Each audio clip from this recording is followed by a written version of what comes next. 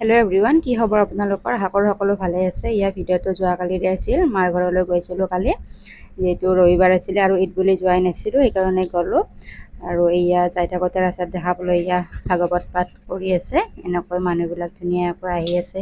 আমিও গাড়ীখন ৰখাই কিনে ছাইডত এনেকৈ চালোঁ, ভালে লাগিল চাই। আৰু সৰু সৰু ল'ৰা ছোৱালীবিলাক চাওকচোন কি ধুনীয়াকৈ এনেকৈ কুৰ্তা পায়জামা পিন্ধি আহিছে, আৰু সৰু সৰু ছোৱালীবিলাকে মেখেলা চাদৰ পিন্ধি আহিছে।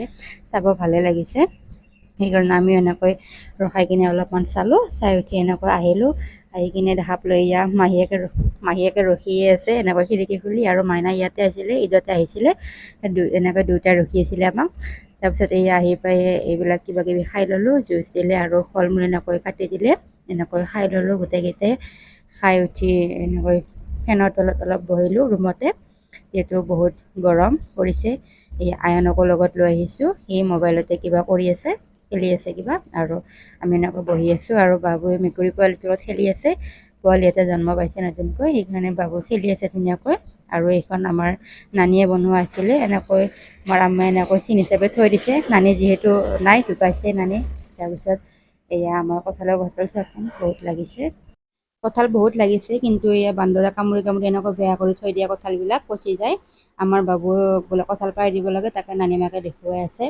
আৰু এডাল আমৰ গছো এইবাৰ নতুনকৈ লাগিছে, এটা আমে লাগিছে, মিঠা আম হয়। আৰু ইয়াত জেতুকাৰ গছ লগাইছে আম্মায়ে, এনেকৈ কিবা কিবি আৰু গছবিলাক লগাইছে। এয়া নেমু টেঙাৰ গছ, এনেকৈ জলকীয়াৰ গছ, ভাতকেৰেলাৰ গছ, এনেকৈ কিবা কিবি গছবিলাক এনেকৈ লগাই থাকে আম্মায়ে। এইবিলাক সৰু সুৰাকৈ অলপ এনেকৈ খেতি কৰিছে। তাৰপিছত হাজবেণ্ড আহি পেলাই দুপৰীয়া ভাত খালে। ভাত খাই উঠি চোতালতে বহি তামোল খাই আছে, মাহীয়েকে তামোল কাটি দি আছে আৰু কিবা কথা পাতি আছে দুয়োটাই। তাৰপাছত এয়া আয়ন আৰু বাৰ্বিকে অলপমান আৰাম কৰিব দিলোঁ ভাত খাই উঠি। ৰুমতে এনেকৈ দুয়োটাই অলপ আৰাম কৰি ল'লে। তাৰপিছত এয়া গধূলি মহাক আৰু মাহীয়েকৰ লগত আমাৰ মাইনাই বিয়া এখনত যাব ওলাইছে। এয়া মাহীয়েকো ওলাইছে এনেকৈ বিয়াত যাবৰ কাৰণে।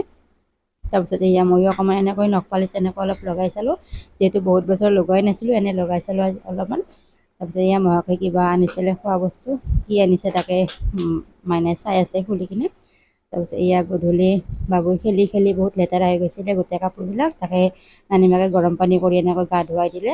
আৰু বাবুয়ে এনেকৈ ধুনীয়াকৈ পাউডাৰ লগাই আছে মুখত, আৰু নানীমাকক কিবা কৈ আছে, কৈ এনেকৈ পাউডাৰ লগাই আছে। তাৰপিছত এয়া বিয়াৰ পৰা অহাৰ পিছত মহাকে বোলে এয়া বিচনী কিনি দিছে, তাকে মোক দেখুৱাই আছে ষ্টাইল কৰি কৰি। তাৰপিছত এয়া গধূলি বুট ভাজি দিলে, বুট ভাজি আৰু এনেকৈ চাহ খাই ল'লোঁ।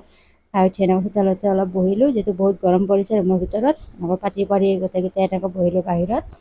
বহি উঠি এনেকৈ ৰাতি ভাত খালোঁ। ভাত খাই উঠি এনেকৈ ঘৰত আহিলোঁ, যিহেতু ৰাতিপুৱা আকৌ স্কুল আছে মাইনাৰ, সেইকাৰণে থাকিব নোৱাৰিলোঁ, এনেকৈ ঘৰত আহিলোঁ।